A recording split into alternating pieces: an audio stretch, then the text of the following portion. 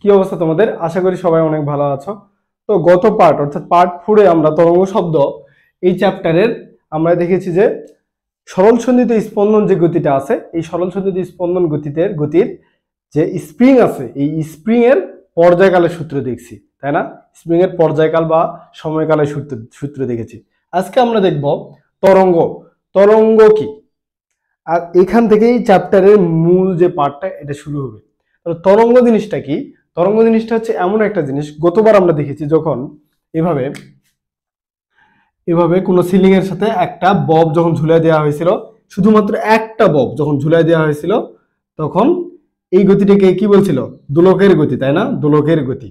তাহলে এখানে একটা শুধুমাত্র বব ঝুলে এভাবে এভাবে সামনে পিছনে যাচ্ছিল, তাই না?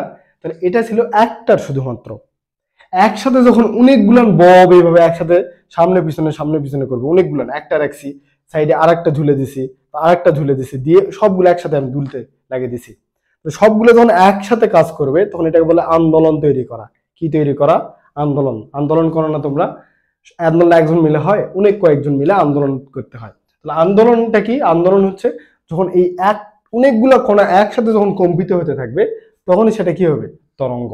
এবং এই তরঙ্গের একটা তখন বৈশিষ্ট্য তৈরি হবে। সেই বৈশিষ্ট্যটা কি? তরঙ্গগুলা তখন কি করবে? এক জায়গা থেকে আরেক জায়গা শক্তি প্রবাহিত করতে থাকবে। কি প্রবাহিত করবে? শক্তি নিয়ে যাবে। তাহলে একসাথে যখন অনেকগুলা কণা যখন পর্যাবৃত্ত গতি হতে থাকবে, অনেকগুলা কণার যখন পর্যাবৃত্ত গতি হতে থাকবে, তখন ওই অনেকগুলা কণা মিলে একসাথে করবে কি? এক জায়গা থেকে আরেক জায়গায় শক্তি নিয়ে যাবে। এটাই কি আমার? এটাই হচ্ছে তরঙ্গ। তাহলে আমি যদি আর একটু ভালোভাবে জিনিসটা বুঝি, মনে করো তুমি একটা হাত থেকে পুকুরে ঢেল ছুঁড়ে মারছো, তাহলে ওই যেই ঢেলটা যাবে তখন একটা গতিশক্তি তৈরি হবে, তখন ওই ঢেলটা যায় পুকুরে পড়বে। এবার কি হবে? পুকুরে ঢেউয়ের সৃষ্টি হবে। ওই ঢেউটা কি করবে? পাড়ে যা ধাক্কা দিবে। তাহলে এই শক্তিটা পাচ্ছে কোথায় থেকে? এই শক্তিটা ওই যে আমি ঢেল ছুঁড়ে দিছি, ঢেলের ভিতরে এক ধরনের কাইনেটিক এনার্জি অর্থাৎ গতিশক্তি তৈরি হয়েছে। ওই গতিশক্তিটা ট্রান্সফার হয়ে যাবে কার ভিতরে? ওই ঢেউয়ের ভিতরে। ওই ঢেউটা ওই শক্তিটা নিয়ে তখন ওই পাড়ে যায় ধাক্কা দিবে। তাহলে এইভাবে শক্তি এক জায়গা থেকে আরেক জায়গায় স্থানান্তর হচ্ছে। এখন যেই কণাগুলা ঢেউ তৈরি করলো, এই কণাগুলার স্থায়ী স্থানান্তর হবে না, ওখানেই শুধু ক্যাপতে থাকবে। যেমন আমি যদি ধরি এখানে যদি ধরি, মনে করো এটা আমার হচ্ছে একটা কণা, এটা পানির ঢেউ। এই কণাটা যখন আমি ফেলে দিছি, ওই ঢেলটা ছুঁড়ে মারছি, তখন এই কণাটা উপরে যাবে, আবার নিচে আসবে, তাই না? এখানে একটা কণা আছে, এই কণাটা উপরে যাবে, নিচে আসবে। এই কণাটা কি করবে? উপরে যাবে, নিচে আসবে। এই কণাটা কি করবে? উপরে যাবে, নিচে আসবে। তাহলে এইভাবে একটা ঢেউয়ের সৃষ্টি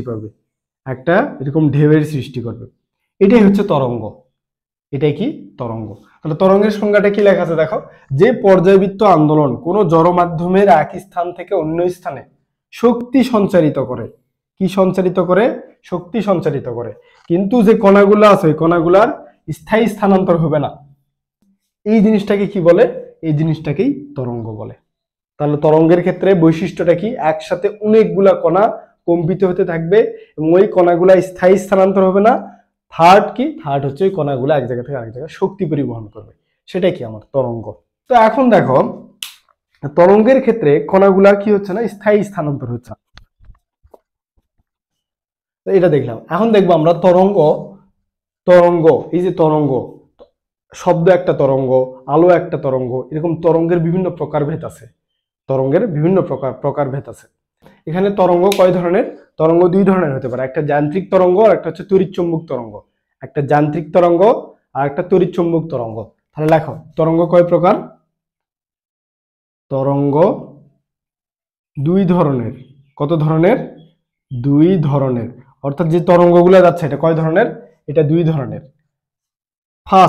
প্রথমটা হচ্ছে যান্ত্রিক তরঙ্গ।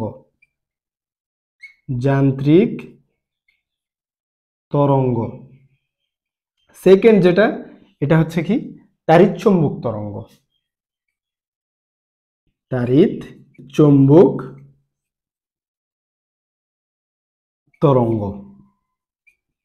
যান্ত্রিক তরঙ্গ কি, তাড়িৎ চুম্বক তরঙ্গ কি, এটা মনে রাখার সহজ উপায় হচ্ছে এই যান্ত্রিক তরঙ্গ চলাচলের জন্য মাধ্যমের প্রয়োজন। অর্থাৎ যে তরঙ্গগুলা চলাচলের জন্য মাধ্যম দরকার সেগুলো হচ্ছে যান্ত্রিক তরঙ্গ। যেমন পানির ঢেউ, পানির ঢেউটা কেন তৈরি হলো? পানি যদি না থাকতো তাহলে ঢেউটা তো তৈরি হতো না। তাহলে ঢেউ একটা হচ্ছে আমার তরঙ্গ, কিন্তু ঢেউটা একটা কি তরঙ্গ, আর এখানে পানিটা হচ্ছে আমার মাধ্যম। ঢেউটা হচ্ছে তরঙ্গ আর পানিটা কি মাধ্যম। সেম ভাবে আমি যখন শব্দে যখন কথা বলি তখন শব্দের কণাগুলো সংকোচন প্রসারণ করতে করতে আগায়। তাহলে এখানে এখানে মাধ্যম কোনটা? এখানে মাধ্যম হচ্ছে বায়ু মাধ্যম। বায়ুর কণাগুলা কি করতেছে? সামনে পিছনে করে আগাচ্ছে। তাহলে এখানেও মাধ্যম লাগতেছে। তার মানে শব্দ একটা আমার কি যান্ত্রিক তরঙ্গ। শব্দ কি যান্ত্রিক তরঙ্গ। আর কি হতে পারে?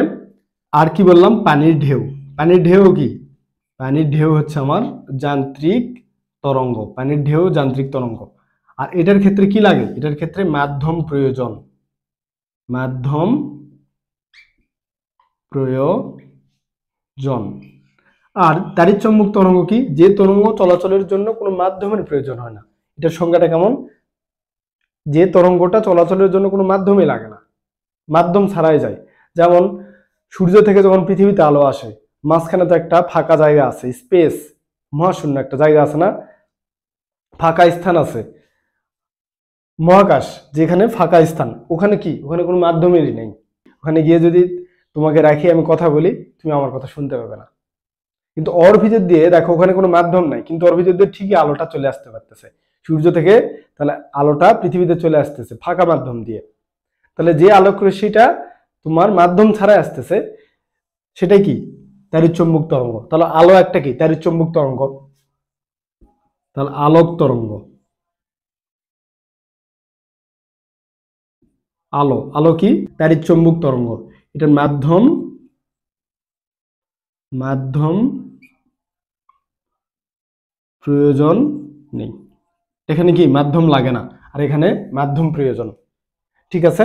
তো আমরা সামনের পার্টে দেখবো যে এই যান্ত্রিক তরঙ্গ আবার দুই ধরনের। যান্ত্রিক তরঙ্গ কত ধরনের? দুই ধরনের।